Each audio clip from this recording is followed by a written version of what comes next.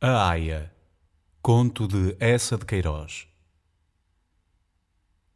Era uma vez um rei, moço e valente, senhor de um reino abundante em cidades e searas, que partira a batalhar por terras distantes, deixando solitária e triste a sua rainha e um filhinho que ainda vivia no seu berço, dentro das suas faixas. A lua cheia que o vira marchar, levado no seu sonho de conquista e de fama, começava a minguar, quando um dos seus cavaleiros apareceu, com as armas rotas, negro do sangue seco e do pó dos caminhos, trazendo a amarga nova de uma batalha perdida e da morte do rei, trespassado por 7 lanças entre a flor da sua nobreza à beira de um grande rio. A rainha chorou magnificamente o rei. Chorou ainda desoladamente o esposo, que era formoso e alegre. Mas, sobretudo, chorou ansiosamente o pai que assim deixava o filhinho desamparado no meio de tantos inimigos da sua frágil vida e do reino que seria seu, sem um braço que o defendesse, forte pela força e forte pelo amor. Desses inimigos, o mais temeroso era seu tio, irmão bastardo do rei, homem depravado e bravio, consumido de cobiças grosseiras, desejando só a realeza por causa dos seus tesouros, e que havia anos vivia num castelo sobre os montes, com uma horda de rebeldes, à maneira de um lobo que de atalaia espera a presa. Ai... A presa agora era aquela criancinha, rei de mama, senhor de tantas províncias e que dormia no seu berço com seu guizo de ouro fechado na mão. Ao lado dele, outro menino dormia noutro berço. Mas este era um escravozinho, filho da bela e robusta escrava que amamentava o príncipe. Ambos tinham nascido na mesma noite de verão.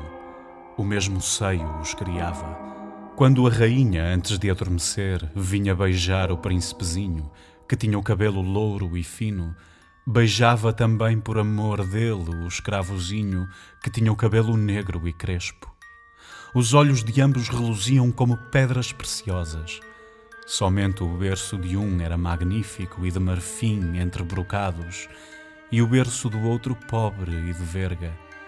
A leal escrava, porém, a ambos cercava de carinho igual, porque se um era o seu filho, o outro seria o seu rei. Nascida naquela casa real, ela tinha a paixão, a religião dos seus senhores. Nenhum pranto correra mais sentidamente do que o seu pelo rei morto à beira do grande rio. Pertencia, porém, a uma raça que acredita que a vida da terra se continua no céu. O rei, seu amo, de certo já estaria agora reinando num outro reino, para além das nuvens, abundante também em searas e cidades.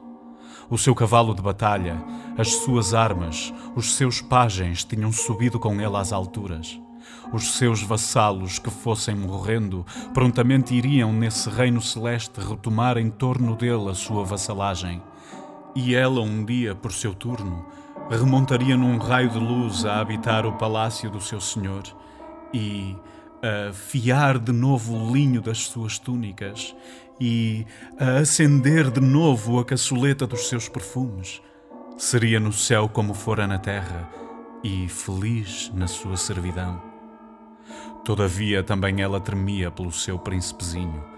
Quantas vezes, com ele pendurado do peito, pensava na sua fragilidade, na sua longa infância, nos anos lentos que correriam antes que ele fosse ao menos do tamanho de uma espada, e naquele tio cruel, de face mais escura que a noite e coração mais escuro que a face, faminto do trono e espreitando de cima do seu rochedo entre os alfanjes da sua horda.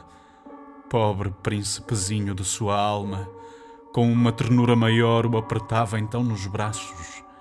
Mas se o seu filho chalrava ao lado, era para ele que os seus braços corriam com um ardor mais feliz. Esse, na sua indigência, nada tinha a recear da vida.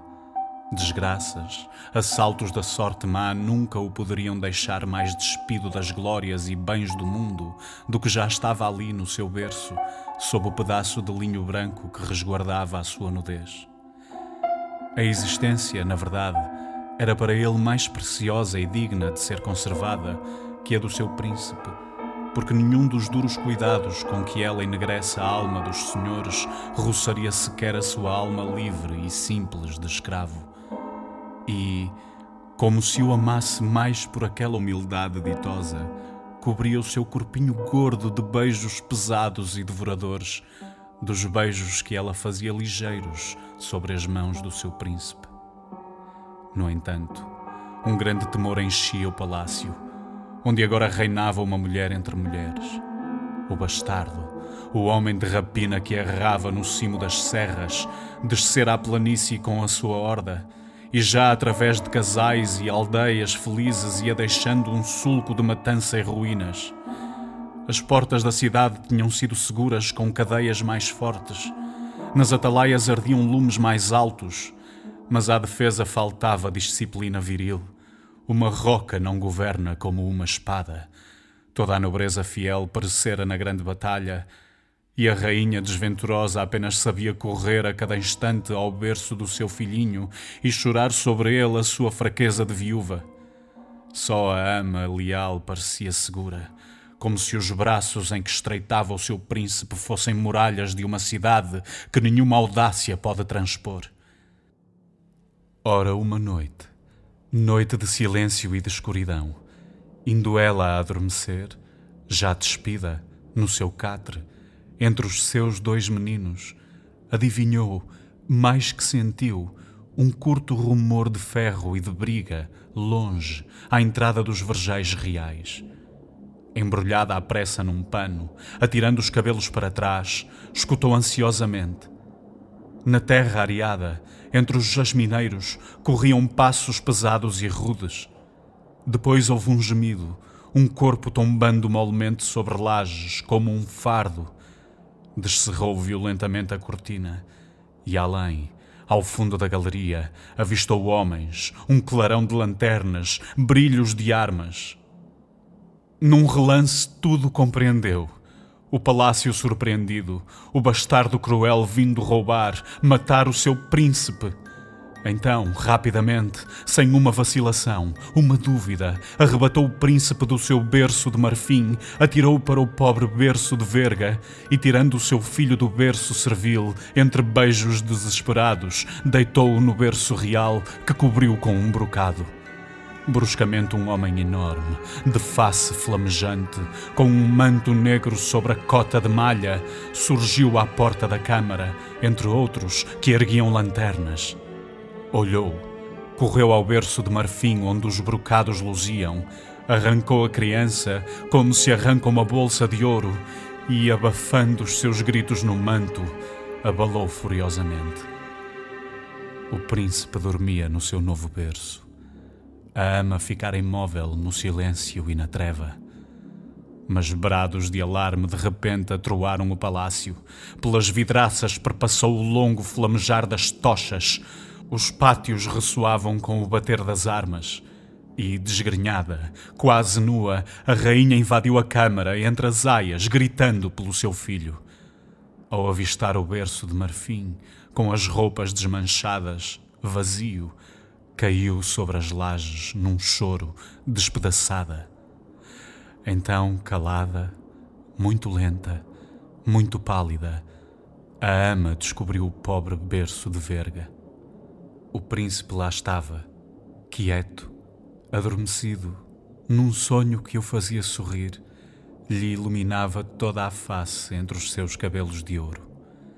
A mãe caiu sobre o berço com um suspiro, como cai um corpo morto. E nesse instante, um novo clamor abalou a galeria de mármore. Era o capitão das guardas, a sua gente fiel. Nos seus clamores havia, porém, mais tristeza que triunfo.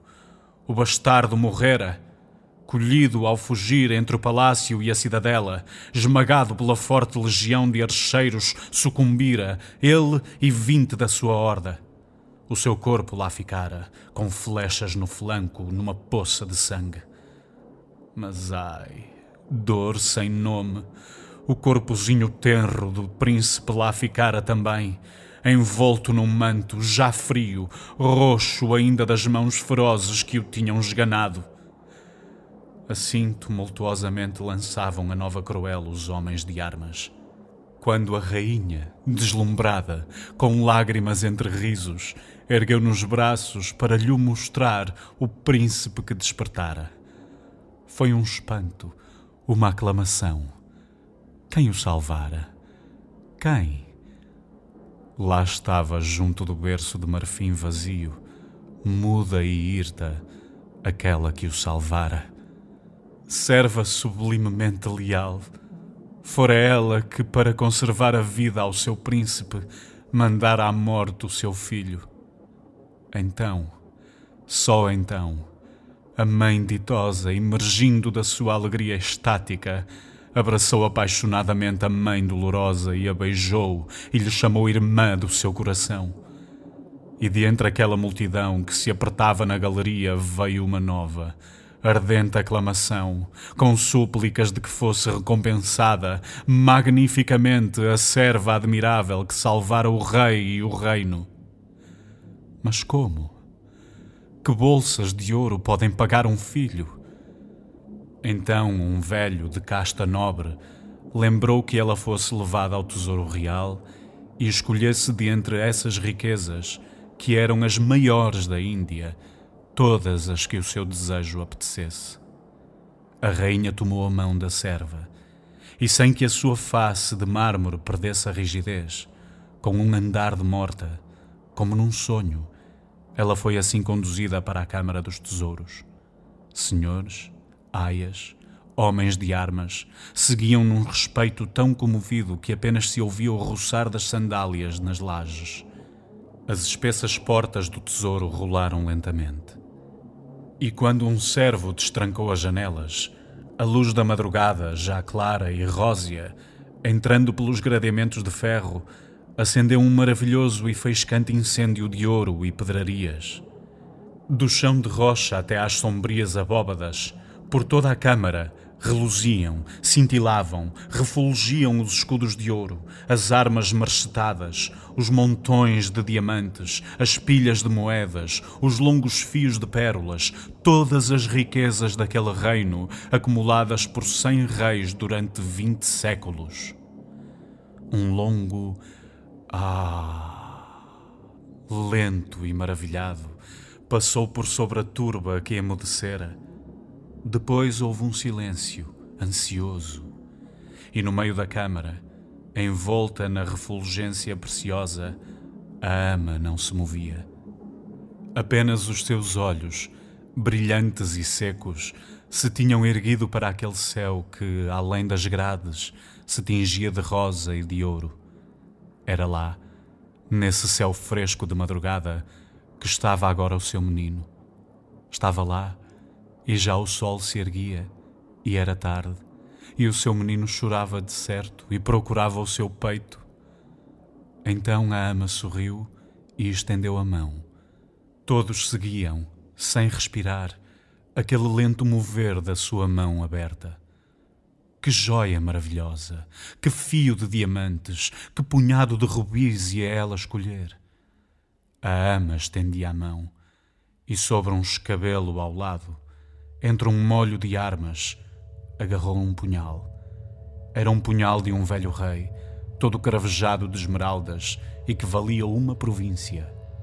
Agarrara o punhal e, com ele apertado fortemente na mão, apontando para o céu, onde subiam os primeiros raios do sol, encarou a rainha, a multidão, e gritou: Salvei o meu príncipe!